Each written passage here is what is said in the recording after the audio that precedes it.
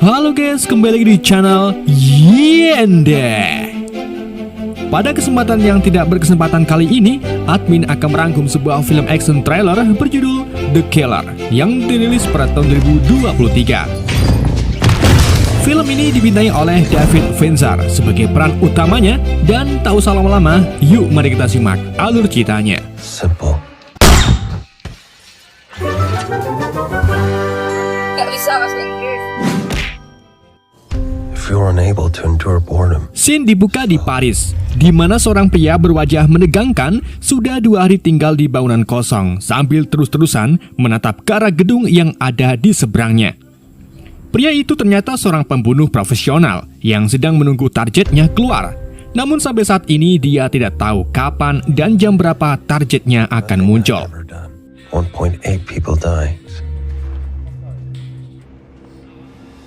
Sambil menunggu, pria yang dijuluki sebagai The Killer ini sesekali berlatih yoga dan keluar dari gedung untuk mencari sarapan.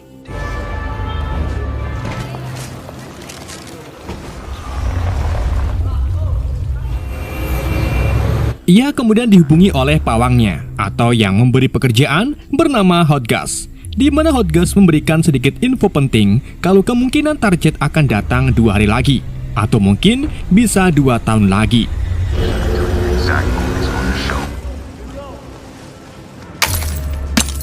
Setelah sarapan, ia kembali ke gedung kosong dan beraktivitas seperti biasanya sambil mengingatkan dirinya sendiri jika ingin rencananya berhasil, maka tidak boleh memiliki empati. Selain itu, The Killer juga mencetak rekor rahasia dalam membunuh, di mana ribuan orang yang sudah ia bunuh tidak ada satupun kasus yang terungkap. Fireworks, breaking of glass.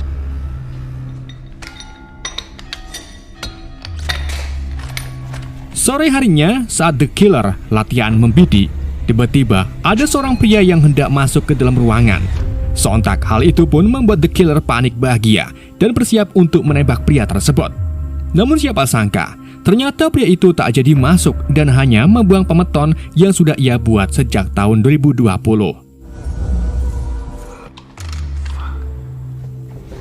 Setelah sore lewat, The Killer melepaskan aura negatifnya dengan tidur sejenak.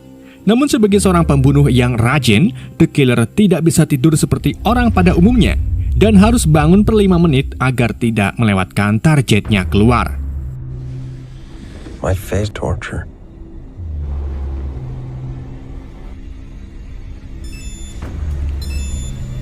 Setelah dirasa cukup, The Killer akhirnya melihat tanda-tanda targetnya datang, di mana pelayan gedung di seberang mulai mempersiapkan ruangannya untuk tuan mereka. Tanpa pikir panjang, The Killer pun mulai menyiapkan senapannya dan tidak lupa memakai sarung tangan hitam.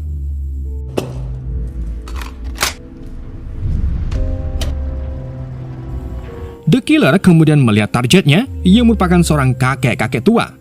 Meskipun kakek tua ini memiliki banyak uang dan bisnis di mana-mana.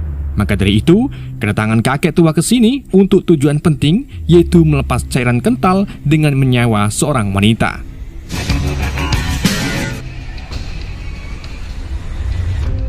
Weakness is vulnerability. Empathy is weakness. Ketika denyut nadi mulai tenang dan The Killer siap membidik, tiba-tiba jari telunjuknya kedutan. Alhasil, tembakannya pun meleset mengenai si wanita.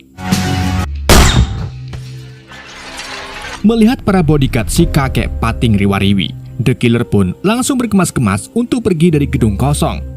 Ia melarikan diri dengan mengendarai motor sambil membuang beberapa barang bukti ke selokan dan truk sampah.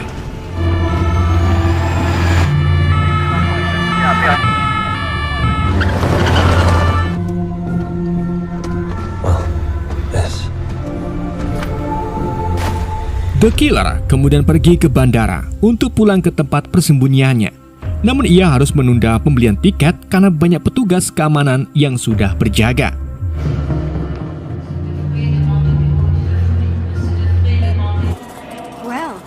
Setelah membeli tiket dengan identitas palsu, The Killer menghubungi Hotgas dan beritahu kalau tembakannya meleset.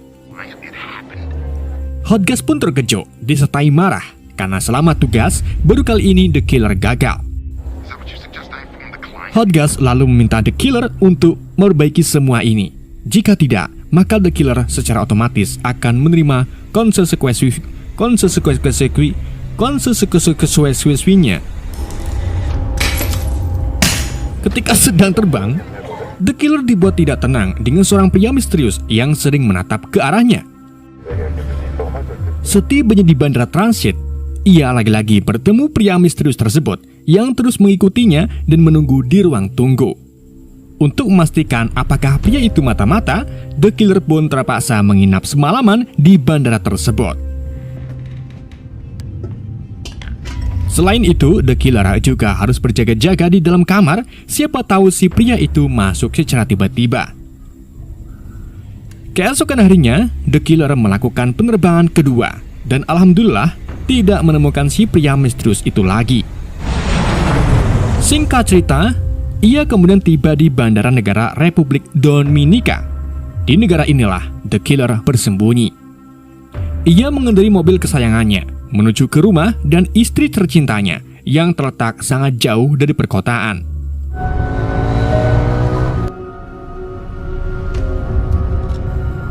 Setibanya di gerbang menuju ke rumah, The Killer melihat jejak kaki serta puntung rokok filter yang berserakan. Menyadari ada yang tak beres, The Killer pun berlari ke rumahnya melalui semak-semak.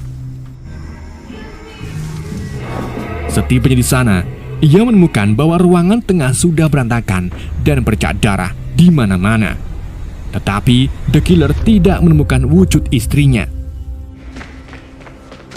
Dengan perasaan was-was, The Killer langsung pergi ke rumah sakit dan akhirnya menemukan istrinya sedang dirawat dengan penuh luka.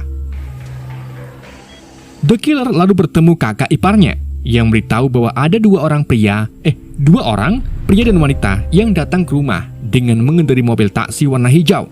Setelah itu mereka langsung menghajar istrinya tersebut.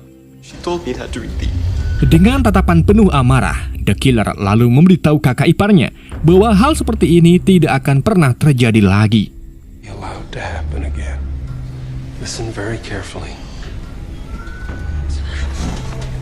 Singkat cerita, setelah istrinya sadar, si istri bernama Istri memberitahu The Killer bahwa dirinya sama sekali tidak mengungkapkan apapun tentang suaminya kepada mereka meskipun terus dipukuli. I told myself I couldn't bear that. Tak terima istrinya menjadi korban, The Killer pun kembali ke rumah untuk mengambil persenjataannya. Di pagi harinya, The Killer mulai memburu pelakunya dengan diawali mencari si supir taksi terlebih dahulu.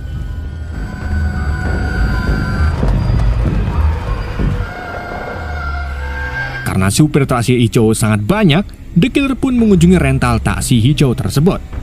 Di sana ia mengancam pemilik rental dan mulai mencari riwayat antar jemput drift taksi, dan disitulah The Killer akhirnya menemukan driver yang mengantar pelaku, yaitu bernama Leo Rodriguez.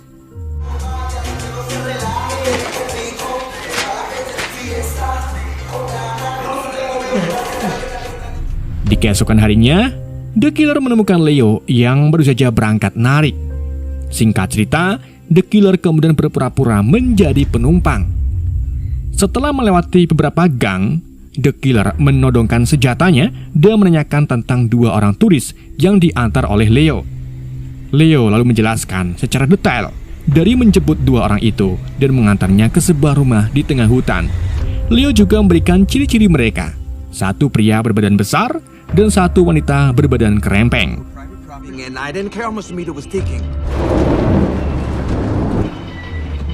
Meskipun secara fisika Leo tidak bersalah, tetapi The Killer membunuhnya.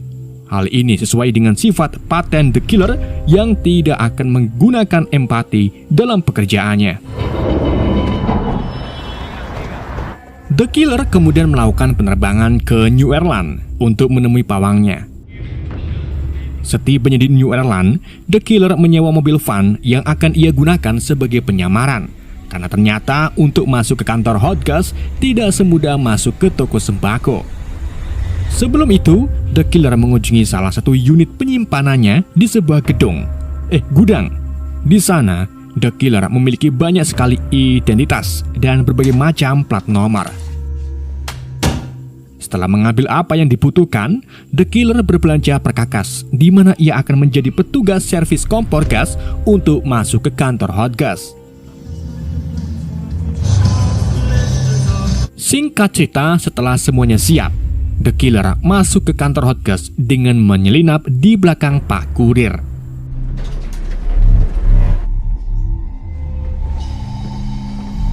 Setelah kurir itu pergi, ia langsung menyandra sekretaris Hotgas bernama Dolores yang mintanya untuk membawa ke hadapan Hotgas.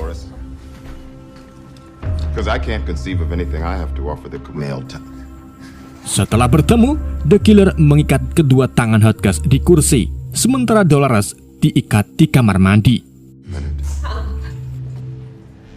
The Killer kemudian mulai menanyakan tentang dua orang yang telah menyerang istrinya kepada Hotgas, tetapi Hotgas menolak dan memperingati The Killer bahwa nasib istrinya disebabkan oleh tindakan The Killer itu sendiri, di mana bukannya memperbaiki masalah, ia malah pulang untuk menemui istrinya. Meskipun konsekuensinya tidak terlalu parah, tapi The Killer tidak terima. Ia menghancurkan catatan misi mereka dan menembak dada Hotgas dengan 3 paku.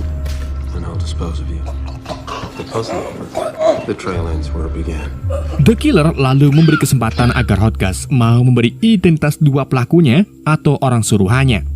Namun, belum sempat menjawab, Hotgas mati terlebih dahulu.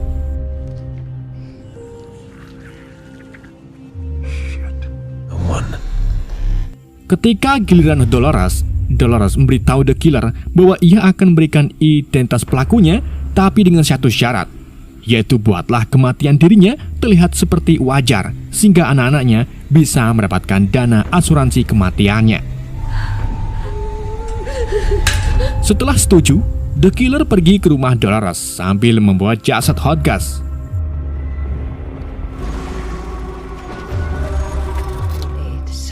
Setibanya di sana, The Killer diberikan 2 identitas penyerangan istrinya.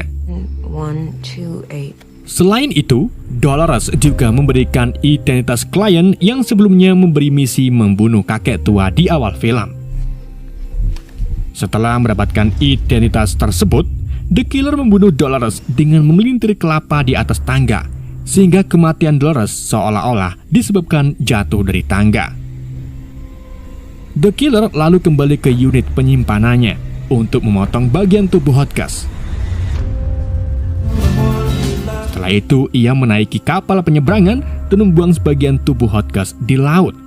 Sedangkan sisanya, The Killer kubur sehingga teka-teki hilangnya Hotgas tidak akan bisa dipecahkan.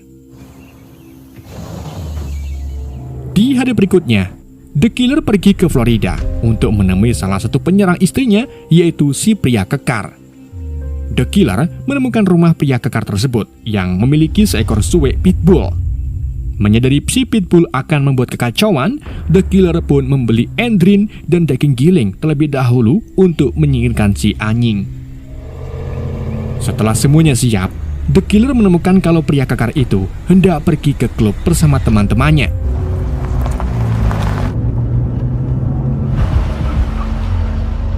Ia pun mengikuti pria itu terus-menerus sampai akhirnya si pria pulang ke rumahnya. Ketika si pria kekar sendirian, The Killer mulai beraksi dengan memberi pitbull daging giling yang sudah diberi endrin.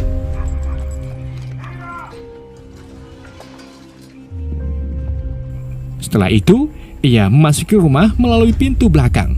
Namun saat sedang ilang-ilang, si pria kekar tiba-tiba menyeruduk The Killer dan pertarungan antara keduanya pun terjadi.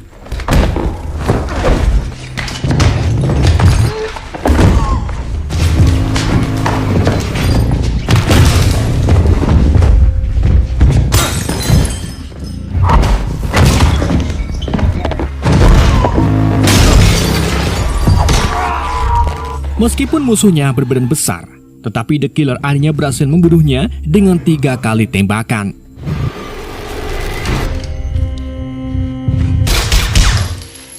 Namun suara tembakan yang dihasilkan membangunkan si pitbull. The Killer pun berlari sekencang mungkin dan akhirnya berhasil lolos dari gigitan si anjing.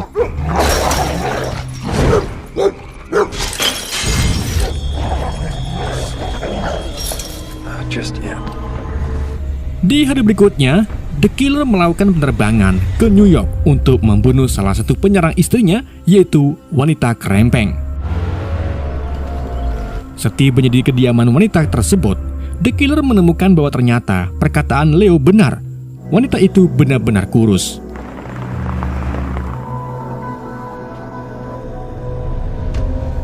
Setelah menunggu beberapa jam, The Killer akhirnya melihat kalau si wanita hendak pergi ke kota. Ia pun mengikuti kemana perginya si kerempeng dan berakhir di sebuah restoran.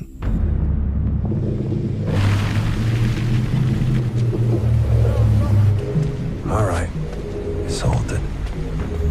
Di mana di sana, The Killer secara terang-terangan menemui si wanita secara langsung. Mengetahui dirinya akan dibunuh, si wanita atau si sebut sebagai sang ahli ini sengaja memesan makanan kesukaannya dan meminta The Killer untuk menikmatinya bersama. Namun, The Killer menolak karena khawatir makanannya diracun. Receptive. Di sini sang ahli menceritakan bagaimana dirinya sama seperti The Killer. Ia menceritakan sebuah kisah tentang pemburu kancil yang tak sengaja bertemu beruang. Pemburu itu menembak beruang tersebut, tetapi si beruang baik-baik saja dan memperingatinya agar tidak menembaknya lagi jika tidak ingin dielus-elus. Namun di hari berikutnya, si pemburu lagi-lagi menembak si beruang dengan senjata yang lebih besar, dan seterusnya. Dari cerita itulah, The Killer bisa menyimpulkan kalau roti tawar diolesi dengan selai kacang akan bikin perut kenyang. He sees this grizzly. You know the deal. Desperate for conversation. Tanpa membuang-buang waktu, The Killer mengajak sang ahli ke taman, di mana di taman inilah The Killer membunuh sang ahli. You will. Help a girl out, won't you?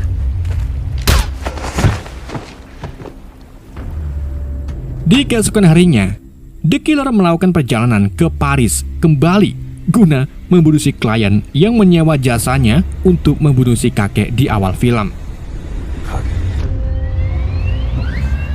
The Killer curiga kalau klien inilah yang minta Hodges untuk memberi pelajaran kepada dirinya. The Killer lalu mengikuti klien tersebut ke apartemennya. Namun saat hendak masuk, The Killer menemukan bahwa akses pintu masuk membutuhkan kunci khusus. Sebagai seorang biadab yang rajin, The Killer tak kehabisan akal begitu saja.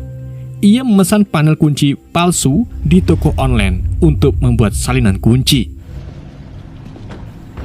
Sambil menunggu paket datang, The Killer berpura-pura mendaftar member gym di apartemen tersebut. Setelah itu ia pergi ke gang-gang kriminal untuk membeli pistol dari penjual senjata ilegal. My man knows brings his own potato. Di pagi harinya, The Killer mendapatkan paket yang kemarin ia pesan. Ia lalu memulai aksinya dengan menyopet kunci loker seorang petugas. Setelah itu, ia mengambil kartu identitas petugas dan menyalinnya ke panel kunci masuk apartemen tersebut.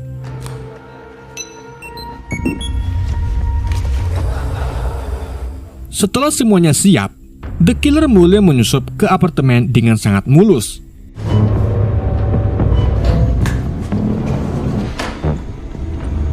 Ia akhirnya bertemu si klien yang ternyata seorang trader kaya raya. I don't keep, but I can have some delivered. Awalnya si klien kebingungan karena ia tak kenal dengan The Killer. Namun setelah The Killer menunjukkan kartu jasa pembunuh, ia pun langsung ngeh bahwa pria bersenjata di hadapannya adalah pembunuh yang ia sewa.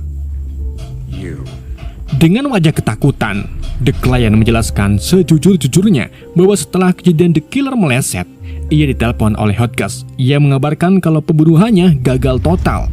Dan untuk membersihkan semua ini, ada uang tambahan senilai $150.000 atau 2 miliar rupiah. Karena baru pertama kali memesan jasa dan tak tahu di dunia begituan, si klien pun menuruti permintaan Hodges. Express this strongly enough. The Killer kemudian memancing pembicaraan agar si klien tertuju kepada penyerangan istrinya. Namun entah mengapa si klien pelongo-pelongo seperti tak tahu apa yang sedang menimpa istri The Killer. And you have no idea more tragic misstep into your... Melihat raut wajah si klien yang jujur, The Killer pun membiarkannya hidup. Setelah menyadari bahwa si Hotgas lah yang telah menyuruh dua pelaku untuk menyerang istrinya, The Killer akhirnya memutuskan untuk kembali ke rumahnya. Pretty slow. Singkat cerita, di sana si Hotgas memilih liburan panjang bersama istrinya yang sudah mulai membaik dan film pun berakhir. One of the many. Oke adik-adik, itulah alur cerita film The Killer. Semoga kalian terhibur dengan alur cerita yang saya bawakan, dan mohon maaf jika ada kesalahan dalam penyampaiannya ataupun penyebutan nama. Pesan yang tidak bisa kita ambil dari film ini: jauhi orang yang berwajah menegangkan. Sekian dari YND, sampai jumpa di video berikutnya.